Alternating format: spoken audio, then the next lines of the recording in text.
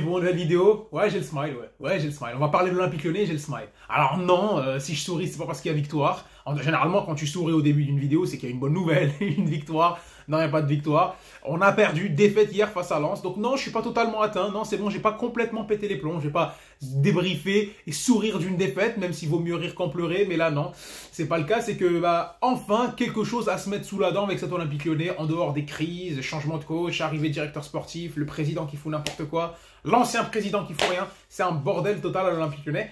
Donc il n'y avait pas de quoi sourire, il n'y avait pas matière de quoi sourire. Sur le terrain, c'était dégueulasse. Déjà l'année dernière, je disais c'est le pire OL que j'ai vu. Alors là, je pense que c'est encore pire. C'est encore pire que ce que je pouvais dire l'année dernière. Dernier du classement. Qu'est-ce qui te pousse à sourire, Mounir? Eh ben, hier, face à Lens, gros match. T'affrontes une équipe qui est bien meilleure que toi, qui est bien mieux préparée, qui a qui joue à la Ligue des Champions, un meilleur effectif, une meilleure stabilité. T'affrontes une équipe comme ça et tu produis un beau match. Tu perds 3-2 certes, mais on va en parler, il y a pas mal de choses à dire. Et la défaite, moi, je pense qu'elle n'est pas nécessairement méritée. Je pense qu'on aurait mérité de prendre plus. Je pense qu'on aurait mérité, à minima, un match nul par rapport à ce qu'a proposé l'Olympique Lyonnais. J'aime pas ce terme-là, mais je pense que c'est le bon moyen, le bon moment de le sortir. C'est la défaite est encourageante. Est-ce que c'est elle qui va lancer la saison finalement? Et on va parler tout de suite. Alors, le match de l'Olympique Lyonnais, quand on fait comme d'habitude, qu'est-ce que je m'attendais, moi, à la base?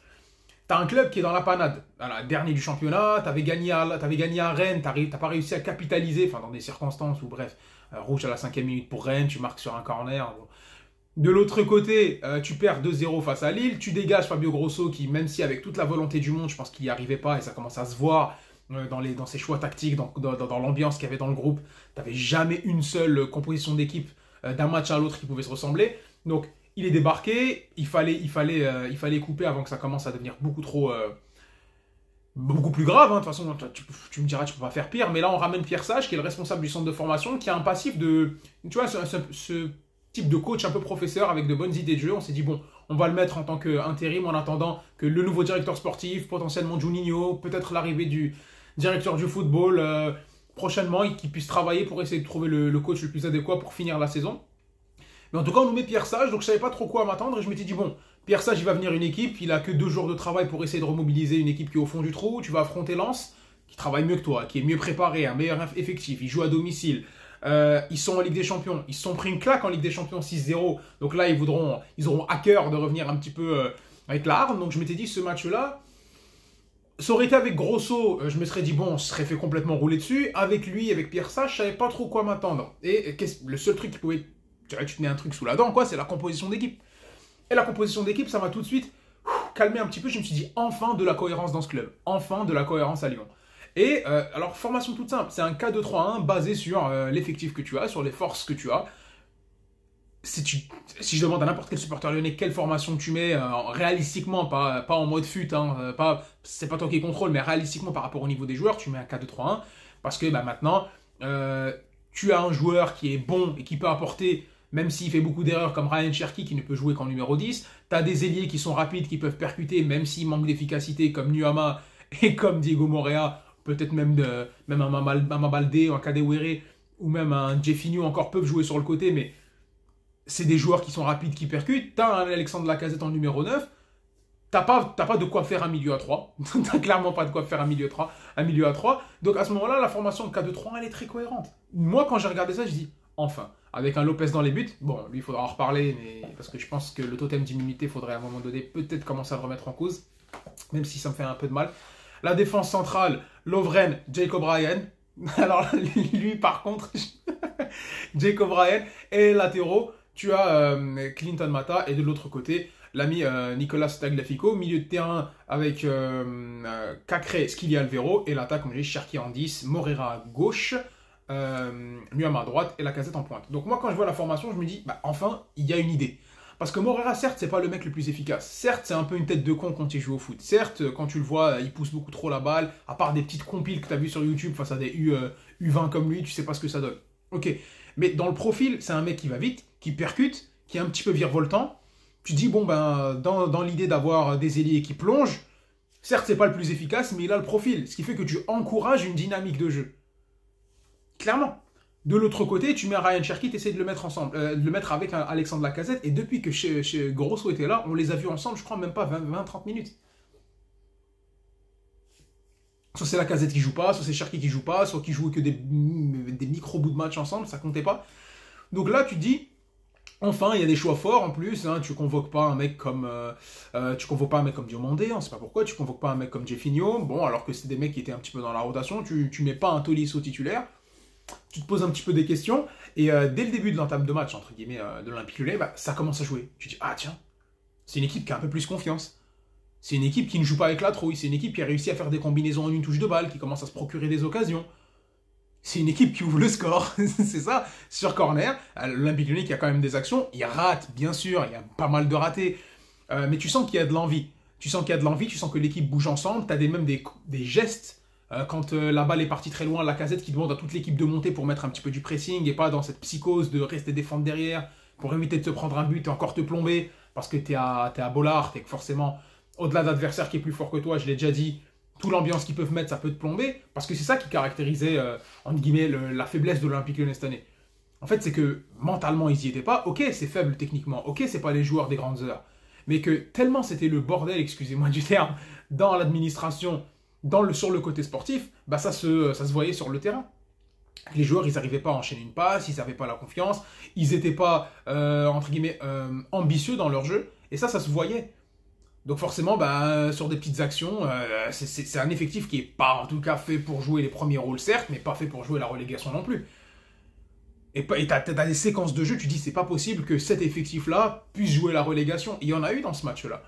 Et c'est des choses que j'ai vues dès le début de match et je me suis dit, ah tiens, je suis en train de prendre du plaisir devant un match de Lyon. Et là, cette bonne dynamique, parce que même si Lens aussi te met du répondant, hein, mais Lens sont un petit peu bousculés. Ils sont pas aussi à l'aise qu'ils pouvaient l'être les saisons précédentes, où ils te rentraient complètement dedans, etc. Et Lyon finit par ouvrir le score avec Nuama. Alors, petite parenthèse sur Nuama, il est chiant. Des fois, il va plus vite que la musique, donc il va plus vite que son ballon, il l'oublie derrière. Mais c'est quelqu'un, t'en as besoin parce qu'il percute, il te ramène la balle. Un peu à l'image d'un Ousmane Dembélé que tu peux voir que tu pouvais voir au Paris Saint-Germain, même si tu peux déplorer son manque d'efficacité, même si je pense que Dembélé ça reste plus fort, hein, ça y a pas de débat. Mais Ernest Nuama, c'est jeune, il a une grosse marge de projection, oui, mais de progression, il a que 20 ans, mais c'est quelqu'un qui peut te rapporter le danger près du but. À ce moment-là, je pense que tu peux travailler sur cette base-là. Et ben il tire aussi très bien les coups de pied arrêtés. Donc on s'était emmerdé avec un mec comme Cacré qui est très volontaire, etc., mais qui les tirait pas spécialement bien, avec un Nuama qui a bien tiré les coups de pied arrêtés, et tu finis par ouvrir le score sur encore Jacob Bryan. Donc ouverture du score, 1-0. Jacob Bryan, donc là, tout est bon, t'as enfin ouvert le score, sauf que ce même Jake, il a à peine la vingtaine, ben il va donner le but, il va remettre en jeu Wesley Saïd, donc égalisation 1-1 juste après. Tu te dis mais c'est pas possible, on est maudits quoi. C'est pas possible, on est maudits. On est maudits. T'attends un petit peu encore, penalty pour Lens. Turpin qui siffle penalty pour Lens, c'est ce bâtard. Je suis désolé, mais le gars dans Prime Video qui te dit penalty pour Lens, c'est pas pour Lyon cette fois-ci. Parce que Turpin, penalty pour Lyon. Donc déjà toi, t'es au fond du trou. Le penalty, y a pas. Alors on va t'entendre, y a pas péno. Déjà sur le premier but avec leur jeu, ça pouvait un petit peu se discuter. Mais bon, on va dire que O'Brien va te remettre en jeu en la touchant. Mais bon, la position de départ de Wesley Saïd tu pouvais dire non en fait. Mais allez, là c'est pas grave. Tu dis, bon, il y a jurisprudence, c'est déjà arrivé. Sauf que sur le penalty, il n'y a absolument pas penalty. C'est le Lensois qui marche sur le pied de Skyly Alvaro. Et moi, ce qui me frustre dans cette histoire-là, c'est que tu mets la VAR, tu apportes un outil technologique, donc tu as besoin qu'on utilise cet outil technologique. C'est ça qui est frustrant. Moi, pourquoi j'aimais pas la VAR? C'est qu'à un moment donné, quand tu ramènes la VAR et tu dis c'est la vérité, à partir de maintenant, on va réduire le nombre d'erreurs, ça pousse maintenant, dans ta mauvaise foi de supporter de foot, à vérifier n'importe quelle décision. Alors qu'à la base, la VAR, elle est faite pour vérifier 4 grands trucs majeurs, qui est les cartons rouges, les hors-jeux, le penalty, et je crois grosse situation litigieuse dans la surface. Penalty, quoi. À ce moment-là, bien sûr, au réel, tu as le petit joueur lensois face à Skyly Alvaro qui fait 2 mètres. Donc, à un moment donné, quand il y a choc, le gars, il tombe, tu dis forcément, le grand, il a bousculé le petit. Oui, sauf que t'es pas dans les années 90 ou début des années 2000. Là, maintenant, t'as des gars qui te parlent dans l'oreillette, t'as la VAR, ils refusent même d'aller voir la VAR. Si t'as des images à vitesse réelle et des images à vitesse ralentie, tu vas les utiliser. Et là, tu pénalises Lyon en donnant un penalty. Très bien frappé par Frankowski au milieu. Bien, et là, ça remet les Lyonnais au fond. Tu dis, bon, on menait 1-0 sur un bon corner avec de bonnes intentions. On leur redonne un but. L'arbitre leur donne un deuxième but. C'est compliqué. Moi, j'aime pas parler d'arbitrage, mais là, il faut le sortir. Et là, tu dis, comment l'OL va réagir finalement? L'OL, ils réagissent bien. Ils continuent à attaquer, ils en démordent pas, ils essaient d'avoir des occasions, ils progressent, ils travaillent bien. Je trouve qu'ils ont fait, franchement, ils ont fait de belles occasions. Belles occasions. La première période avec l'action entre Cherki, Moreira, Lacazette, Clinton, Mata, ils ont fait une action très très très travaillée. Si tu prends l'action où Diego Moreira il centre et Lacazette, elle est un peu déviée par le défenseur de Lens et Lacazette est obligé de la toucher limite du bide et du genou. Et très bel arrêt de Samba. À ce moment-là, quand tu prends juste cette action, tu la mets sur YouTube, tu dis quelqu'un qui connaît pas du tout la situation de l'Olympique Lyonnais, il dit ah ouais tiens l'OL ça continue, ça joue bien comme à l'époque, etc. Donc parce que c'est une très belle action qui est partie de la défense, bien sortie, ça joue en une touche, ça joue en une remise, dos au but, depuis derrière, très belle transversale, Moreira qui utilise sa vitesse, le très bon centre, donc ils ont très bien joué. Il y avait de tout en fait. Il y avait bien ressortir la balle, il y avait jouer en pivot, il y avait un joueur qui s'est proposé, longue transversale pour changer de direction, on a remis rapidement dans la surface de réparation. Il y avait tout, sauf le côté finition. Et là, ça c'est encourageant, tu dis écoute, l'OL est mené, mais il continue à se battre. Et il continue à se la donner. T'es mené de buts à 1, deuxième période, t'as le corner, tu centres, but d'O'Brien, doublé de Jacob Ryan qui, bon, au-delà de mettre un doublé, devient aussi le meilleur buteur du club cette saison, égalité avec Lacazette. Il avait marqué face à Rennes, là il met doublé dans ce match. C'est intéressant de capitaliser sur sa tête, mais ce qui est encore plus intéressant, c'est le travail qui a été fait sur les coups de pied arrêtés. Parce que ça faisait longtemps que Lyon ne marquait pas sur coups de pied arrêtés. Et là, tu marques en 3 matchs, 3 buts sur coups de pied arrêtés. Ok, le but de Jacob Ryan avec Grosso, c'est pas un immense travail non plus, même si bon, ça marque, mais là, c'est coup sur coup, c'est des buts, et tous les autres corners, c'était intéressant parce que les joueurs lyonnais étaient bien positionnés, et c'était compliqué pour les Lensois, qui eux sont très agressifs, très bien structurés. Ok, t'as des joueurs de tête avec Dejan Lovren, avec Skili Alvero, avec Jacob Ryan, Clinton Mata qui est pas petit non plus. C'est vrai que t'as des joueurs de tête, mais là c'est bien travaillé parce que Nuama les tire bien, les joueurs lyonnais se placent bien, on a vu une bonne stratégie où ils sont en groupe, après ils éclatent au bon moment. Et ça a mis en difficulté les Lensois. Donc tu reviens à 2-2, t'es content. Dans la foulée, tu te prends le 3-2. Avec une erreur individuelle, cette fois-ci, de Lovren et d'Anthony Lopez qui laissent la balle passer alors qu'elle ne devait pas rentrer. C'est comme si qu'elle leur passait sur le pied, tu vois. La frappe, elle est passée, elle leur passe sous le pied. Était menée 3-2. Les Lyonnais continuent à se battre et ils perdent le match. Moi, je suis frustré pour plusieurs raisons. Là, je t'ai fait un gros résumé pour celui qui n'a pas vu. Mais moi, je suis frustré pour plusieurs raisons. Je suis frustré parce que tu dis, pour une fois, on méritait mieux. Tu dis on aurait pu taper un gros, et ça faisait longtemps qu'avec l'Olympique Lyonnais, les fins de match, j'avais pas ressenti cette petite excitation là, tu vois. Je la ressentais avec d'autres équipes. PSG Newcastle, quand j'ai regardé le match, bah c'était tendu à la fin. Tu dis ah qu'est-ce qui va se passer? Les matchs du Barça, les matchs du Real, tu dis qu'est-ce qui va se passer? Les matchs du Bayern, peut-être. Tu sais les grands clubs, tu as c'est encore cette petite pique parce que la fin de match elle est tendue. Mais avec Lyon, tu savais que c'était perdu dès le début, ou vu qu'on a eu qu'une seule victoire, ils étaient à 10 et encore, tu vois. Vous n'avez pas eu énormément d'actions les Rennais, un peu vers la fin avec Gouiri. Mais sinon, t'avais pas l'occasion de vivre ça. Là, je l'ai eu. Et j'ai vu des joueurs, même si Cherki, il a encore raté une action, moi je comprends pas, il est tout seul, il doit frapper en première intention, il fait sa petite roulette là pour conserver la balle, c'est frustrant. T'as des joueurs qui ont manqué un petit peu d'efficacité. Mais dans le global, on a vu des joueurs qui ont travaillé. On a vu des joueurs qui se sont battus ensemble. On a vu des joueurs avec avoir plus de confiance, qui ont appris à se déplacer. Et ça, c'est que pour 2 jours de travail. Bien sûr, c'est pas absolu, on ne sait pas ce qui va se passer. Mais là, ils ont le match face à Marseille le 6 décembre à Marseille, pardon, donc au Vélodrome. Donc il reste maintenant 3-4 jours pour travailler, on va dire 3 jours pour bosser. Ils ont eu la journée d'aujourd'hui, plus ces 3 jours, je pense que bon, s'il n'y a pas des gros principes tactiques à mettre en place, Marseille n'est pas au plus haut de sa forme, tu peux aller faire quelque chose. Et c'est là où on va voir qu'est-ce que ça va donner un coach comme Pierre Sage, un peu plus sur la durée. Ça pourrait m'intéresser. Parce que j'ai vu de belles choses. J'ai vu des joueurs qui n'ont pas eu peur de jouer. J'ai vu des joueurs qui s'y sont mis physiquement, ils se sont battus.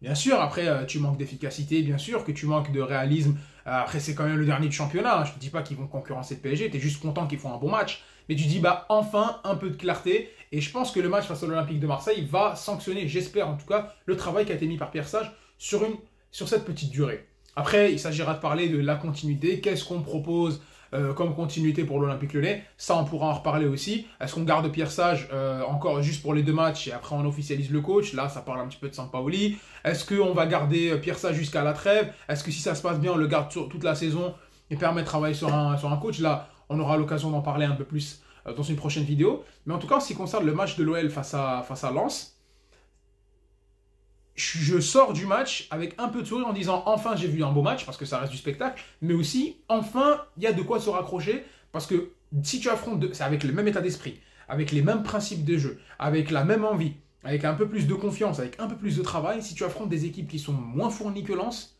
tu affrontes tes 12e, des 13e, des 14e du championnat, si tu affrontes encore tes concurrents directs, bah, je pense que tu as moyen de faire un peu mieux. Un peu mieux. Bien sûr, il s'agira de se renforcer au mercato d'hiver. Pour moi, il faut absolument un gardien pour concurrencer Lopez, il faut un défenseur central, 2 milieux de terrain, un ailier gauche. Certes, il y a pas mal de choses à faire, mais si tu réussis à travailler intelligemment, tu réussis à passer la DNCG, que tu laisses de confiance, que ce soit Pierre Sage ou au coach qui arrive, je pense qu'il y a moyen de bâtir sur ce que tu as vu hier. Parce que ce qui est intéressant, c'est que rien n'a changé, c'est les mêmes joueurs qui ont joué face à Rennes, les mêmes joueurs qui ont joué face à Lille, pourtant ils ont fait une bien meilleure prestation. Est-ce que c'est l'électrochoc du nouveau coach? Même pas, parce que c'est un gars de l'intérim. Il leur a fait confiance, il leur a mis des préceptes de jeu, il a mis de la cohérence dans ce club, il a remis les pendules à l'heure, et tu as vu ce que ça peut donner. Donc, ça présage que du bon, et c'est que de bon augure pour les prochains matchs, Inch'Allah. Bref, ça c'était en ce qui concernait le match, la défaite de Lyon, 3-2 face à cette équipe de Lens. On aura l'occasion de parler de ce qui se passe, Pierre Sage, le nouveau coach, qu'est-ce qui va se passer entre David Rio et Ginio, on aura l'occasion d'en parler. En tout cas, j'espère que vous avez apprécié, millionner cette vidéo, et on se voit très très vite. Allez les couilles.